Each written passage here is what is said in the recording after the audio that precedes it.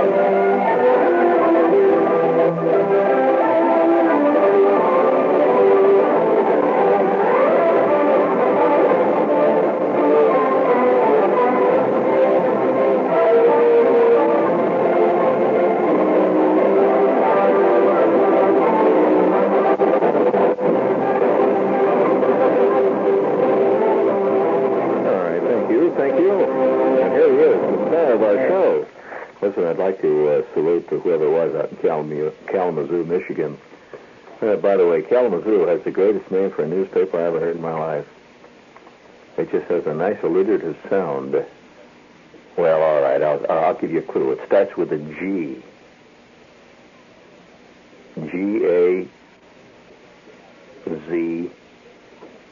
Now, say it together. Okay. That's a great name, isn't it? The Kalamazoo Gazette. That's right. It really makes the scene. You get to put a guitar to that, and you got a hit. Well, I don't know why I brought that up. That's great. You know, there it is. But the Kalamazoo, Michigan. You ever been in Kalamazoo? I have been in Kalamazoo. And, in fact, right next to Kalamazoo. Do you mind if I tell you a story about that? Kalamazoo, that area there? You don't know much about that. Nobody knows anything about that area. I'll tell you what happened there at Kalamazoo. 4,000 gallons of cream oozed and dripped down a staircase at the Kalamazoo Creamery Company. And the employees in the office were running and screaming and tearing out of the office. They were being engulfed by a tidal wave of cream. Some sneaky character had opened the valve of the 6,000-gallon tank, which was up above, and let it come down. And they said it was not a company employee that did this. I'll bet. Listen, I'll tell you. I don't bet on that, Mr. Bullard. But I would tell you, there's all kinds of little industrial sabotage of that type. Oh, yeah, sure. Bad sabotage. There's all kinds. I was once in an Army unit one time where there was a whole bunch of guys were sent out, and I was one of them. A whole bunch of guys were sent out to do a KP. And we were sent, not conventional KP, but we were sent to the officers' mess, which is elegant KP. Understand that? Very elegant. And we were sent out to the officers' mess. And there was about 25 of us on KP. This was a consolidated officers' mess. And something like 5,000 officers would come into this mess and have their elegant meals. You see, elegant, I'm saying, of course, compared to our meals consisted largely of cream chip beef on toast and liquid Jell-O. And, that gets a little monotonous after a while. Once in a while, they'd give us a radish. Occasionally, they'd give us some Harvard beets. The Army had a thing on Harvard beets. And I've never since liked beets or Harvard, ever since that time. You just get a little tired. So, they also had another thing, that salad that is made out of shredded carrots. You know that kind of salad with the shredded, and it's got mayonnaise in it with raisins in it. Well, I mean, there was a time I probably would have liked that when I was maybe 3 or 4 years old. But don't come to me with shredded carrot salad anymore. Even you can try to win my affection by coming on to me with strawberry jello. That won't do it either. I'm a hard man to really pinpoint when it comes to, because we all have our traumatic things that go back in our lives that are hard to talk about. And so on this particular day, there were 25 of us sent down to the officer's mess. And I had never really seen the interior of the officer's mess. Well, the first thing that hit me was they had tablecloths. This was, this had a certain air of decadent elegance, which we never had any tablecloths. They also had, they had right there on the table, they had little vases with plastic flowers in them. Well, we didn't have anything like that, nothing, that kind of little nice touches. And so we were all put back into the kitchen. We filed back. We're working in the kitchen there. And there was no officers around. There just a CO in charge of the officer's mess. That's about it. Well, I was with a guy who was really, I guess, basically corrupt. I don't like to say that, but he was. He was basically corrupt. I didn't know him. He was from another company, because this detail was pulled from about 15 companies. This was a consolidated mess. And we were working at the time, me and 3 other guys. They had vegetable soup, which the Army makes in gigantic 32-gallon cans. The great big things about the size of a big garbage can. And they were boiling this vegetable soup away. And this guy, whose name was Herb, I remember his name was very, very vividly. I remember Herb was stirring the vegetable soup with a great big paddle. He's paddling away there, see? And he's looking around, and the mess sergeant kept coming in and on, going out. They kept hollering at us to get going, because they'd been in another 10 minutes to eat, and got to get that bread sliced and all that stuff. So he's paddling away there, and mess sergeant runs out to see whether that the tables were all cleared away and everything's ready. And this guy starts, he said, boys, when do you see the excitement? I really fixed it. I said, what do you mean you fixed it? He says, well, I really fixed it. What do you see? And he didn't say anything. He was cackling. And we served the soup then. And the officers all came in. They were all second lieutenants and first lieutenants, and they were dressed in pinks. You don't see officers come into the officers' mess wearing fatigues like many of us. Well, I always ate with a fatigue. Fatigues covered with barnacles and crud from hours of work down in the grease pit and stuff. So they all filed in, and the talk is so much different in officers' mess than it is in the Yardbirds' mess. Like, for example, I actually heard an officer discussing an article he had read in a periodical. Yeah, I will admit it was the Reader's Digest. But nevertheless, you'd never hear anything like that in the Yardbirds' mess. A typical incident in the Yardbirds' mess was one time I was sitting at breakfast, and you know how they turn your bowl over? You sit down, there's 10 guys at a table. They're like picnic tables, with the seats on each side. 10 guys are sitting there, 5 on a side, and you sit down, and your cereal bowl is turned over upside down, and on top of the cereal bowl is put a box of Wheaties, little individual servings of Wheaties or Rice Krispies or something. Say, well, this morning it was Wheaties, and a little box of Wheaties on the top of my bowl. And the bowl is turned upside down, and down at the end of the table they have this big pitcher that's filled with milk and sugar and stuff. And that was supposed to be the beginning of the breakfast. You had the cereal, then you get up with your tray, and you go and you get the powdered eggs and other goodies, which, it's all comparative speaking, yes. So I sat down before my bowl, which was turned upside down with the box of Wheaties, and somebody jabbed me at the next table in the ribs. And I turned to look like that, just like that. I said, what do you want? I turned, and then I turned back, and somebody had stolen my box of Wheaties. Have you ever had your breakfast stolen from you? Any of you ever had your breakfast stolen from you? That's a rare feeling. I don't think many people can honestly say, yes, I had my breakfast stolen right out from under me. My Wheaties were stolen. I turned around and said, who the hell took my Wheaties? Dead silence. You ain't got no friends. We had an expression in the Army that referred to it. I could tell you I took my tongue. I wish I could remember. It's something your buddy week.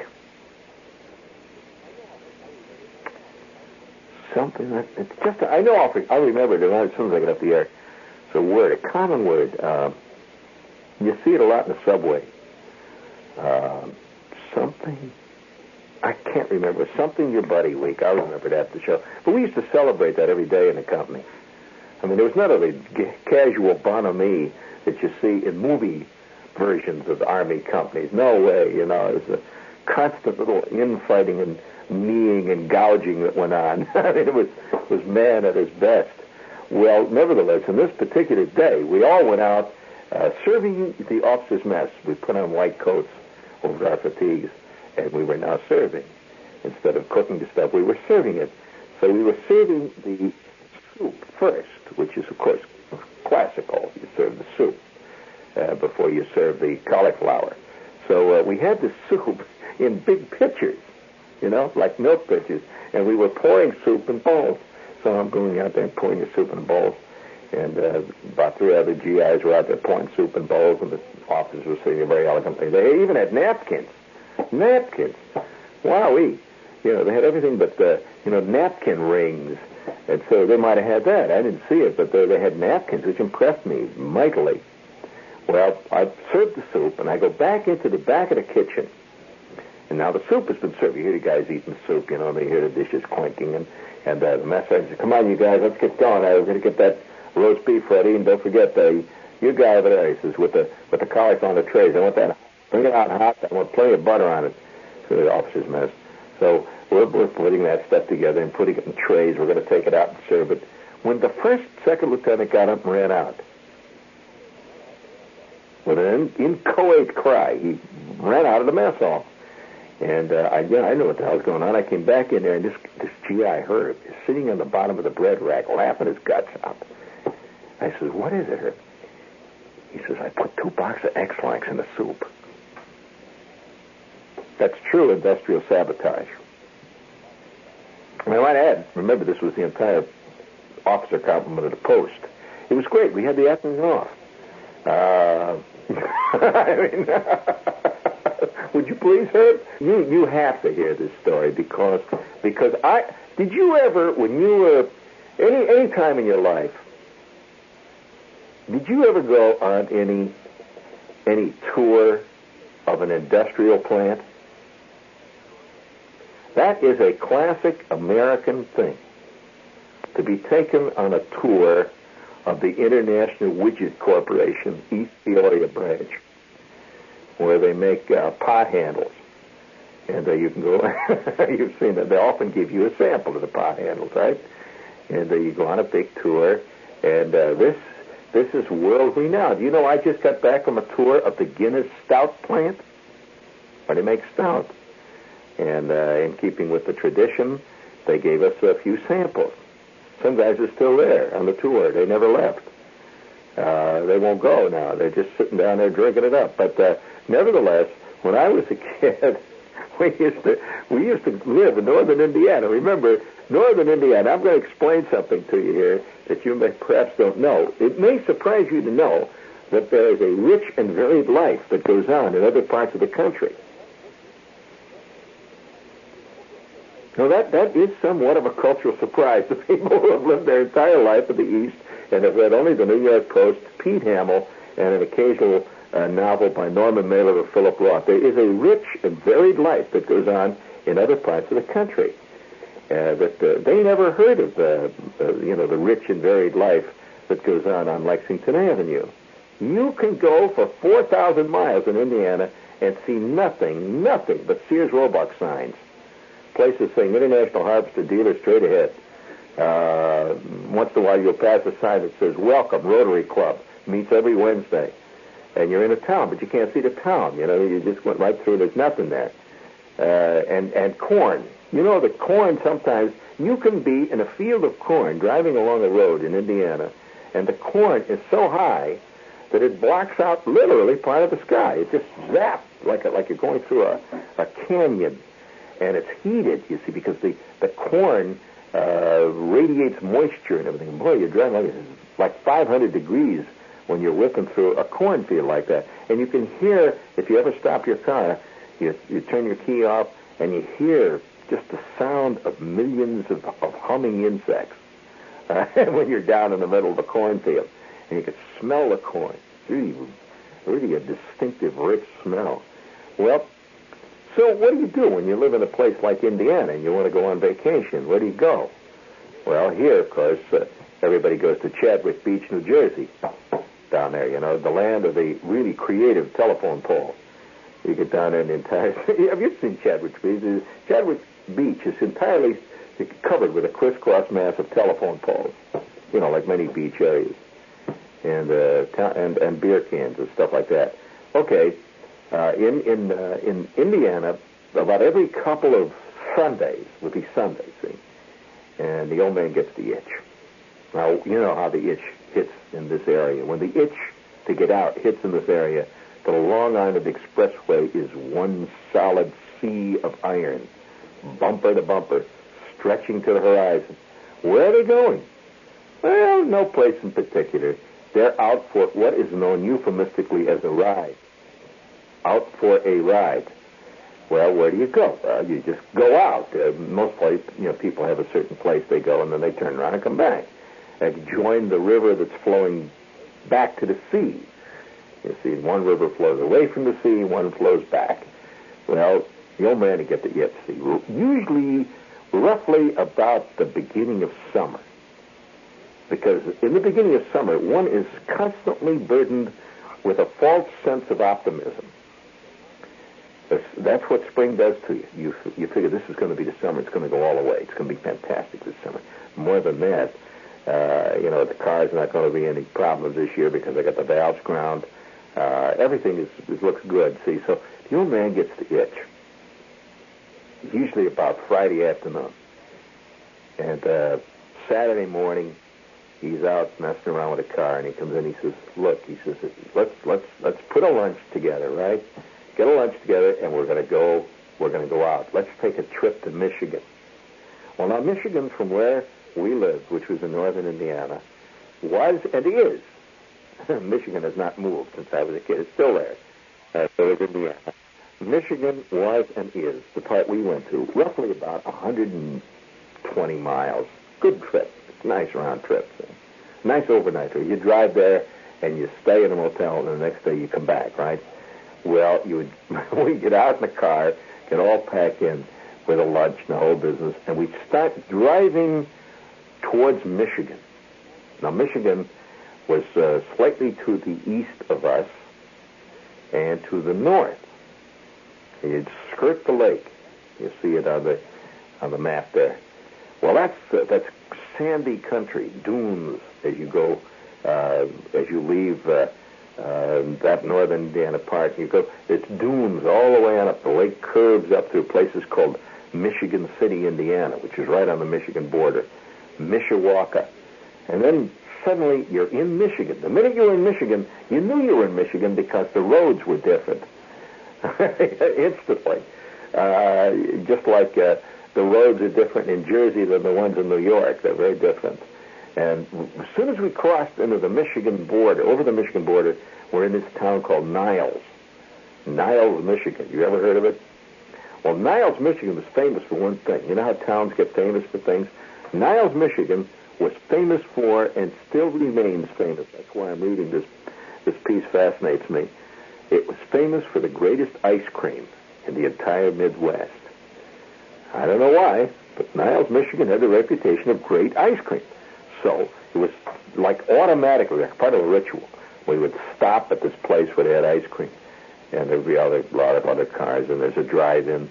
You'd go in and get the ice cream. We'd sit in the car and eat ice cream, tripping on our upholstery and stuff. And then finally we would proceed north towards the goal that we had set. We hoped to make it by 4 o'clock, because that was the big moment. We were driving north. We went through the town of Kalamazoo, which has a river, by the way. Kalamazoo. It's right on Lake Michigan. And then there were towns, great town names up there. Kalamazoo. How about this town? Watervliet. It's a great name. Watervliet, Michigan. Paw Paw, Michigan. That's the name of the town. There's a lot of Indian names of towns. Mishawaka is an Indian name, by the way. And so we're moving north, and finally we come to Battle Creek. Now, do any of you know why Battle Creek is named Battle Creek? Or do you just accept that as a name? It's Battle Creek. The word battle has meaning. Well, there was a great battle that was fought on this creek during the Indian Wars. And it became known as Battle Creek. In fact, several battles were fought there. And it became known as the Battle Creek. That's where they had battles. And there are still some Indians around there. But Battle Creek, Michigan, is a nice southern Michigan town sitting right there near the shores of Lake Michigan, and the sun is beating down, and it's kind of warm and golden all the time there. They have a nice warmth of climate because the lake keeps it warm all the time. Now, what is Battle Creek known for? That's right. Where were we going? This was the whole point of the weekend trip. It's the whole point of it. We would we would park the car, we'd go charging out, and the whole point of the trip was right at that moment. The excitement is rising high, and we would go to the gates of the plant of the Post Cereal Company, where they made Post Toasties and various other. What else were their famous things? Well, I will tell you. We stood in front of the gate, and it said visitors. And they gave you buttons, and the guard would come out, and he had Rice Krispie covered uniforms and stuff. He'd come out and give you buttons and stuff. And then they would get enough people together for a tour, like, say, 10 or 12 or 15 families would be gathered, all standing there waiting. And the tour guide would come out, an official guide of the Post cereal plant, and it was a girl, it was always a girl, would come out, and she would say, "And now, ladies and gentlemen, welcome to the Post cereal plant.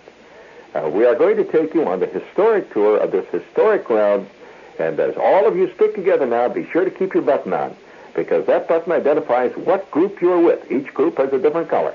And now, follow me as we leave the visitors area here now, and now we are actually in what we call here the new plant.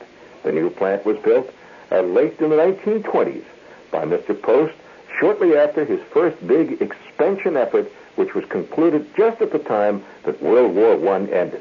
This is called the new plant by all of us here who've been at the Post place for many, many years. Off to the left now, you will see the roasting ovens. Well, we're going through, and of course we're fast. Wow, well, this is like I don't know. It's hard to describe it because cereals are so much part of your life. To visit the place where they actually make shredded wheat. If you've been eating shredded wheat all of your life, is it's like your first visit to the sea. It's always a surprise to see that there's actually a place where they stir Rice Krispies. Now, Rice Krispies, what is the error in what I'm telling you? Listen carefully. I'm throwing that in purposely. That is correct. Rice Krispies is not made by Post. Who makes Rice Krispies? Correctement. Kellogg. And where is Kellogg's? Correct. Well, they were the enemy. You were not allowed to mention Rice Krispies or the name Kellogg within the confines of the Post. And my mother would say, "Shh, don't say anything about Rice Krispies." And I'd say, "Okay, you don't want to hurt their feelings." I said, "I hurt their feelings." So can you imagine a 6-year-old kid hurting the feelings of the Post Company? I'm talking about Rice Krispies. You never know. Oh, people's feelings are very sensitive. So we went into this plant and we walked. Now they had lines drawn on the concrete to show you where the tour should go. I had little arrows, follow tour here. See, one of the high points of the tour came when the tour guide would stop all of us in our tracks, and we're standing there all together, and she would gather the people around, and then she would say, "Now, I want to show you something that is a very, very big part of our tour. It's the high point of the Post tour. Now, look carefully over there. You see that building over there next to the great big warehouse, the one that's that little building? That is the building where Mr. Post first created Post Toasties. Many, many years ago, Mr. Post, who was a simple country druggist, decided that he had to create a food that was truly a healthful, delicious food for people who had problems in getting the proper vitamins and the proper nutrition, and he spent long, hard days and nights discovering his first health cereal. And he put it on the market as a druggist, as a health cereal. What was that cereal? I'm asking you, gangs. Right here, you. What was the cereal, Art? It was not Post Toasties. That came later. What was the cereal? The first thing that he ever did. And it was considered a health food, apparently, when they first brought it out. And it was not a general cereal. It was a health food. Well, I will tell you. That comes later. I will not tell you. I'm really needling you. And then we went through the plant, see, and we finally came that here's the plant where they're making Post Toasties. They're making all these other Post cereals.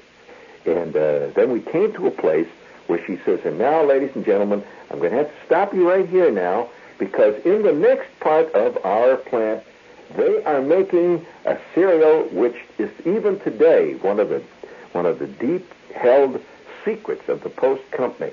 We're not allowed to take you in there, but later on we'll give you a taste of this wonderful cereal which you've all known ever since you were children. But we can't take you in there because we have secret ingredients and secret techniques to make this cereal. And we saw the boxes of it coming out. Of that part, it was coming out on this endless belt. You see these boxes bobbing up and down, and there they were, coming out of the secret part of the plant. What was that cereal? What was the cereal? It's still around, and it's still advertised on TV. And they made a whole fetish about it was secret, and this was what Mr. Post. And then the tour really rose to great heights. We left that part. That was really a great high point, and you could see the people, the ladies all sitting there looking at the boxes of cereals. You know, they're all working on the assembly line and checking the labels and washing the machines that pack it, and all of it is very clean. You could smell the smell of cereals was overpowering in this plant. I mean, the real, the smell of wheat roasting and all this rich, fantastic, overpowering smell. Well, then we moved on, and we moved into the cultural section of the tour. We saw all the work of art that Mr. Post, after he became a very wealthy man in the 1800s, he traveled to Europe, and she said this with great wonder. Mr. Post traveled to Europe, and he began his great art collection, which we are privileged now to take you through. You'll notice that this painting here to our left has cows, which are so realistic. These cows are so realistic that as you walk, the eyes of the cows follow you from place to place. Mr. Post purchased this magnificent painting in Milan, which is in Italy. It's a great Italian artwork. and he had the worst collection. I'll tell you, it's the kind of stuff that today it's worth billions merely because he was the first guy to collect camp, but he thought it was real art. Like, for example, he had an entire tree, which everybody stood around, a brass tree, which was made by a world-famous sculptor, a tree which was a life-size olive tree made out of brass, which he had in his living room, which had glass olives that were so lifelike that had tiny light bulbs in them. And when the switch was thrown, all the little olives lit up. He also had a grapevine where the grapes lit up. It was this kind of art Mr. Post collected. You can see this is great. So we went out in great wonder looking at all this fantastic stuff.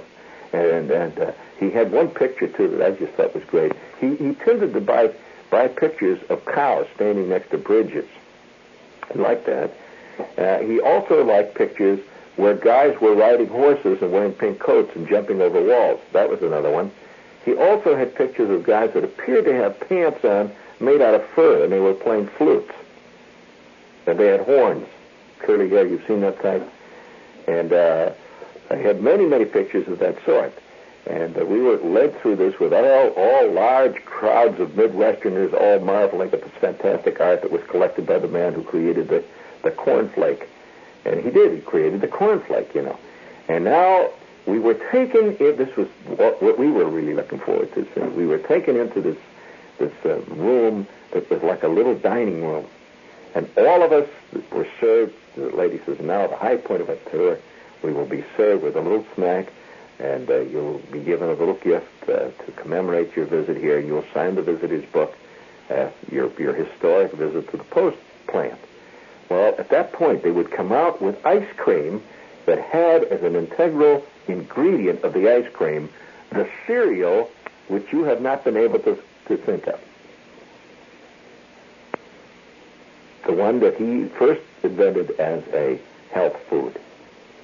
And we were eating the cereal, and they gave us milk if you were a kid, and coffee if you were grown up, or tea, or whatever it was. And then the real moment of true glory came when the tour guide says, and now, ladies and gentlemen, she says, if you will file past this counter, we will give you a little gift that will forever remind you of your visit to the Post factory. And so we went past the counter, and they handed us each a box, a pretty good-sized box. It was about a foot by about 8 inches by about 8 inches deep, and a nice cardboard box, a nicely done box with pictures of a plant on the outside.